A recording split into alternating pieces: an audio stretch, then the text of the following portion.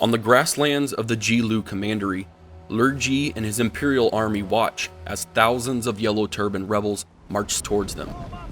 Led by the rebellion's leader Zhang Jue, these rebels march with eagerness, desiring to destroy the idea of corruption and abuse of power that Lu Zhi's army represents to this ragtag group of peasants.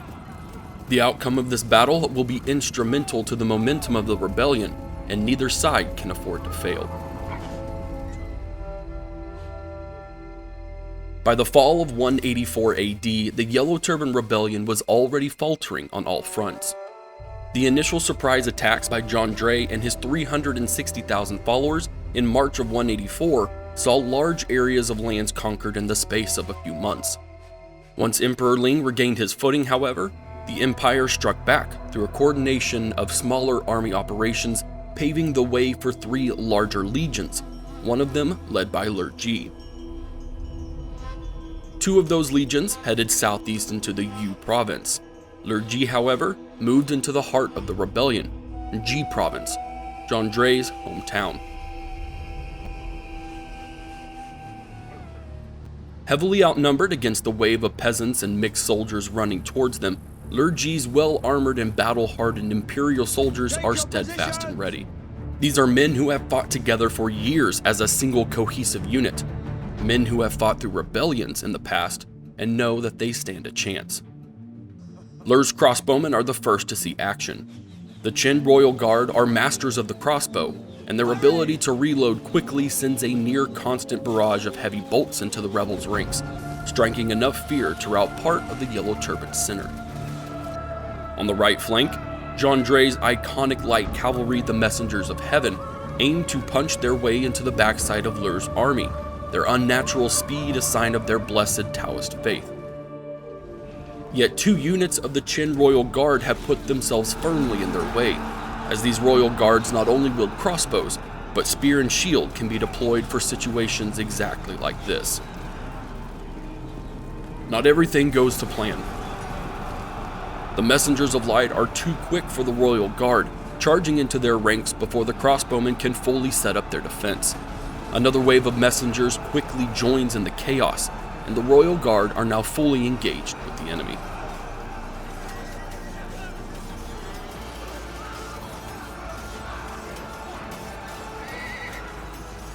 Meanwhile, masses of Yellow Turban swords and spears try to engulf the front line, and the men hold firm, the military prowess of the Emperor's Imperial army showing strong.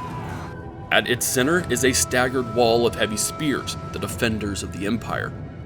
Their long spears and near body-length shields are a deadly combination against the lightly armored swords they are fighting against. This front line of defenders are the most veteran groups in this army, and the campaigns under their belts means they are unbreakable, suffering no morale, nor will they ever retreat. These men will fight to the last man and never turn their back to the enemy.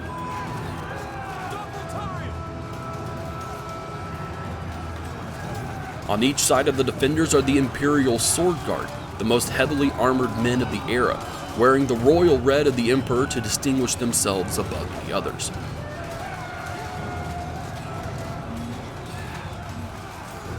The entire line is holding against the rebels at their front, yet the overwhelming number of troops has spilled over their flanks, threatening to collapse the left. Lu Zhi has a card up his sleeve. Zhang's archers were so preoccupied with attacking what was right in front of them that they failed to spot Lu's heavy cavalry, the aptly named Destroyers of Treachery. The swift spear cav plunge into the ranks of rebels with an absolutely devastating effect. Dozens of archers are ruthlessly cut down in the initial charge, and their rout has opened up Zhang's flanks.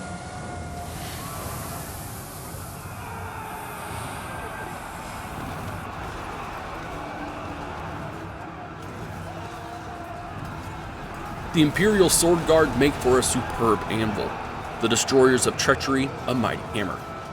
The left flank lightens its load as the untrained recruits of the Yellow Turban Rebellion either run for their lives or break off to chase down the horsemen, and the horsemen in turn pursue the back line of archers and swordsmen. Meanwhile, Lu Zhi's right flank is collapsing. The relentless attacks of the messengers has slowly but surely ground down the Qin royal guard, and the push of hundreds of soldiers on three sides of a unit of Imperial royal guard was too much, and they fled. Zhang Jue himself has thrown in his lot with his cav and battles among the troop with deadly zeal.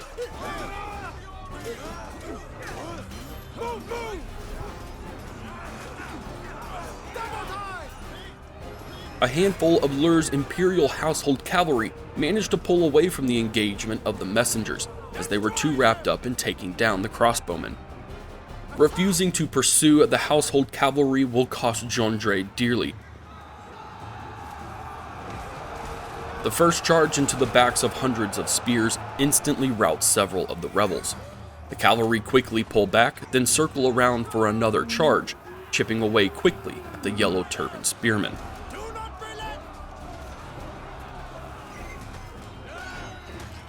Zhang's commanders are getting desperate. In an effort to break the morale of Lu Zhi's troops, an unknown Yellow Turban general challenges the left flank commander to a duel.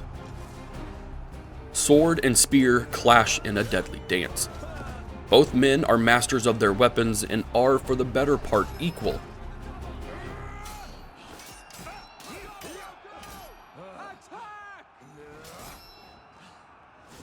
Yet as the duel continues, the Yellow Turban has more cuts to his body, and blood is seeping through more parts of his clothing. In a final gruesome counterattack, he loses both arms, and the blood loss is too much.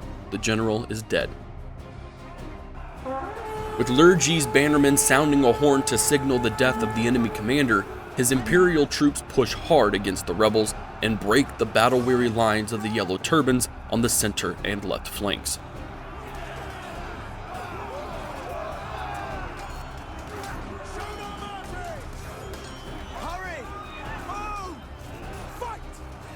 With those two flanks now secured, the men immediately form up to fortify the right, the last real fight still grinding away on the battlefield. Qin Royal Guard from the center, having used up all of their crossbow ammo, line up behind the small group of sword guards surrounded by Yellow Turban spearmen. Lu Zhi sends his defenders of the Empire to form up on the side of the spearmen. And at the same time, several hundred Imperial soldiers slam into the rebels, immediately causing the group to waver.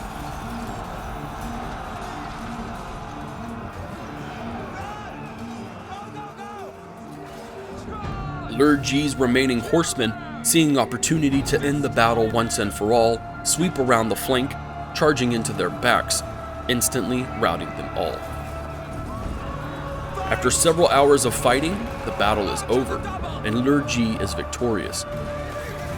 What remains of Zhang Jue's rebel army are scattered into the countryside to be mopped up by the approaching smaller Imperial armies.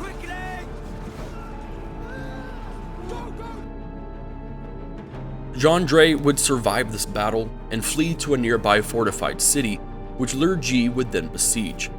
He'd never capture Zhang Jue though, as he was soon brought back to the Imperial palace as a prisoner after a eunuch falsely accused him of treason. Zhang Jue would defeat his replacement in battle, a Zhang Jue, but would later die of an illness. The loss of their founder was a massive blow to the rebellion's momentum, and they'd never fully recover. By the beginning of 185 AD, the Yellow Turban Rebellion was mostly suppressed by Imperial forces across the realm. This video was created using both historical accounts and a degree of creativity.